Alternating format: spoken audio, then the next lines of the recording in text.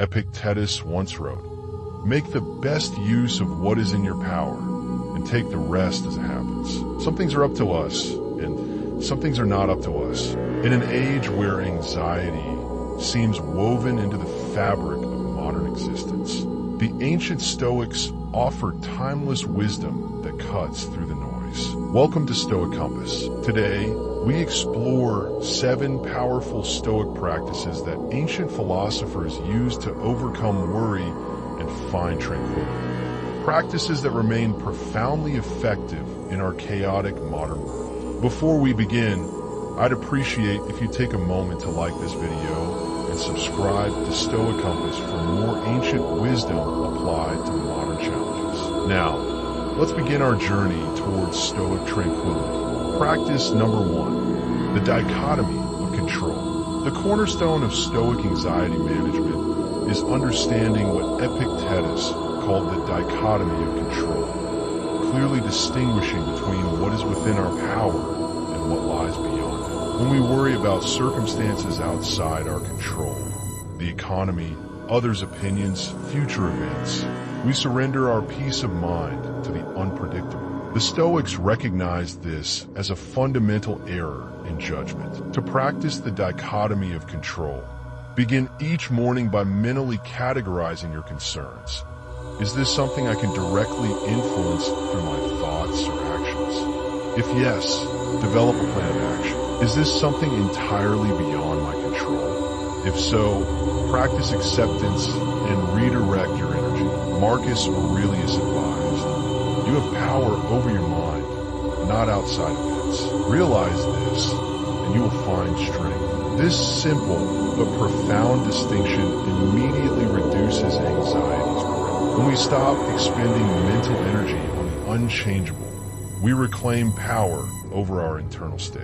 Consider how much of your daily anxiety stems from matters outside your influence. By consciously redirecting your focus to what you can control, your responses, your judgments, your actions, you align yourself with Stoic wisdom and create a foundation for inner peace. Practice number 2, negative visualization. Our second practice might initially sound counterintuitive, deliberately imagining negative scenarios. The Stoics called this premeditatio malorum, or the premeditation of evils. Unlike modern anxiety, which often involves uncontrolled rumination on worst-case scenarios, Stoic negative visualization is intentional and bounded. It serves as a mental inoculation against future distress. Here's how to practice. Take 5 minutes daily to calmly visualize potential challenges. Perhaps you lose your job, face criticism, or encounter a relationship difficulty. Rather than avoiding these thoughts, engage with them purposefully. Seneca advised wealthy Romans to regularly imagine losing their fortunes, not to induce fear, but to remove fear's power. He who fears poverty is not wealthy, he noted. By confronting potential losses in advance, they became less terrifying. This practice works through 3 mechanisms. First, it reduces the shock of actual setbacks when they occur. Second, it highlights the gap between imagined catastrophes and likely reality. Third, it cultivates gratitude for what you currently possess. When practiced regularly, negative visualization doesn't increase anxiety.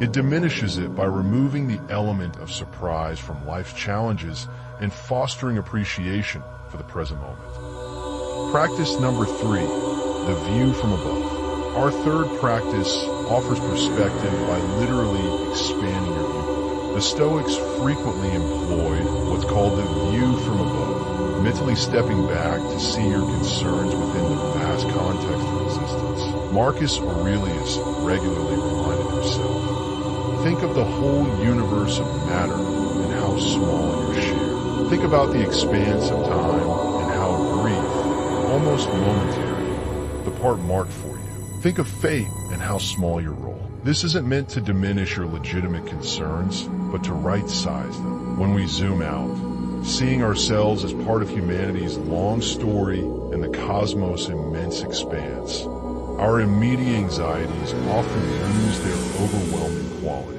To practice this, find a quiet moment and close your eyes. Begin by visualizing yourself in your current location. Gradually expand your awareness outward to your neighborhood, your city, your country, the planet, and beyond into the cosmos. Hold this expanded perspective for several breaths. Now, from this cosmic vantage point, look back at your current worries. Do they still hold the same weight? This shift in perspective doesn't ask you to ignore problems, but invites you to see them clearly as temporary moments in the vast continuity of existence. With this cosmic perspective, we often find immediate relief from the grip of anxiety. Practice number 4, journaling as self-dialogue. The fourth Stoic practice leverages the power of written reflection. The Stoics were prolific writers, not for publication, but for self-examination and clarity. Marcus Aurelius' Meditations was never intended for public eyes. It was his personal journal, a dialogue with himself to clarify his thoughts and align with Stoic principles. Anxiety often thrives on vague, unexamined fears. Through the practice of Stoic journaling, we bring these shadowy concerns into the light of reason. To implement this practice,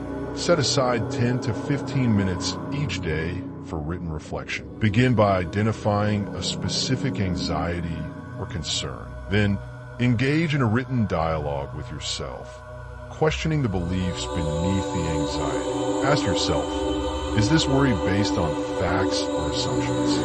What is the worst that could happen? Could I survive that outcome? What aspects of this situation can I influence? Seneca wrote letters to clarify his thinking, often addressing them to his friend Lucilius, but using them to work through his own challenges. Similarly, your journal becomes a trusted confidant and wise counselor. The physical act of writing slows down racing thoughts and creates space between stimulus and response, exactly where Stoic freedom resides. Over time, this practice builds the mental muscle of self-examination, making anxiety less overwhelming and more manageable. Practice number 5, voluntary discomfort. Our fifth practice might be the most challenging, but perhaps the most transformative. The Stoics regularly engaged in voluntary discomfort to strengthen their resilience and reduce anxiety about potential hardships. Seneca,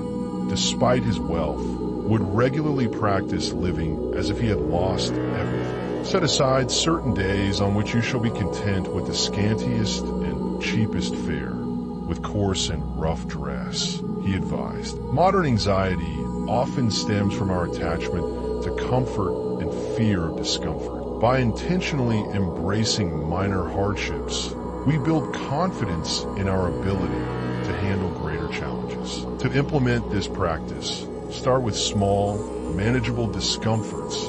Take a cold shower, skip a meal, sleep without a pillow, walk in uncomfortable weather, abstain from social media for a day. The purpose isn't suffering for its own sake, but inoculating yourself against the fear of discomfort. As you voluntarily embrace these small challenges, you'll discover something remarkable. Your resilience is far greater than you imagine. Through voluntary discomfort, anxiety loses its most powerful weapon, the fear of the unknown. When you've intentionally experienced discomfort and survived, even thrived, anxiety about potential future discomfort significantly diminishes. This practice builds what the Stoics would call anti-passive endurance, not merely withstanding life's challenges, but transforming them into opportunities for growth. Practice number 6, present moment awareness.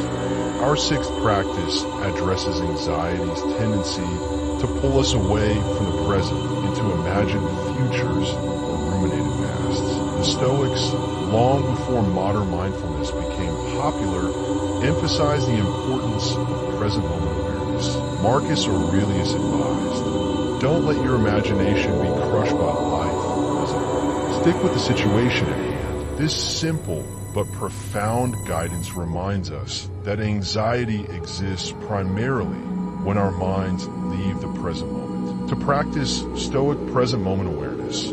Several times throughout your day, pause and fully engage your senses. What do you see, hear, feel, smell, and taste?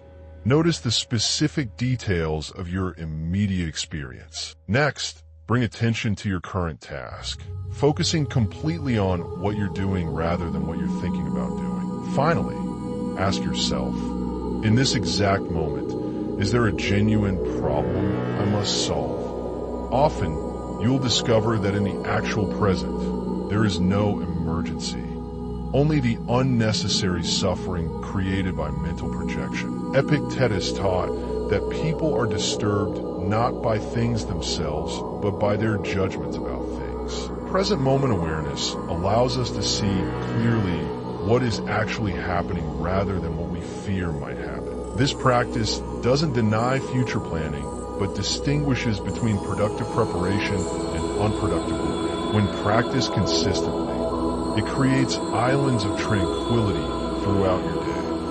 Moments when anxiety simply cannot exist because your mind is fully anchored in the present. Practice number 7, loving what happens. Our final and perhaps most profound Stoic practice for conquering anxiety is what the philosopher Nietzsche later called Amor, Fati, the love of fate. This concept is deeply embedded in Stoic philosophy, particularly in the writings of Marcus Aurelius and Epictetus. At its core, Amor Fati isn't mere acceptance of what happens, but a radical embrace, loving whatever occurs, including apparent misfortunes.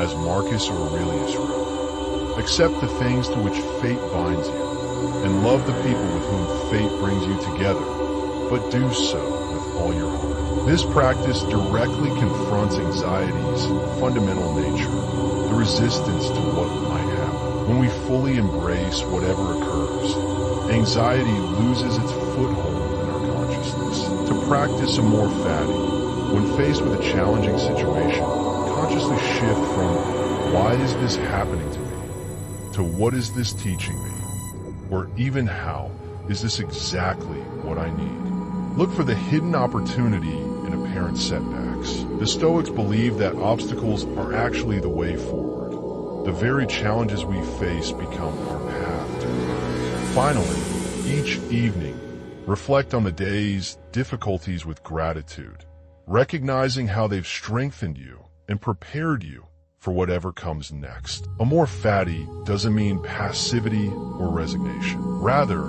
it means bringing your full creative force to whatever circumstance you face, transforming challenges into opportunities for virtue and growth. When fully embodied, this practice transforms anxiety into acceptance, resistance into resilience, and fear into philosophical fortitude. These 7 Stoic practices, understanding the dichotomy of control, negative visualization, the view from above, philosophical journaling, voluntary discomfort, present moment awareness, and Amor Fati, form a powerful toolkit for conquering anxiety.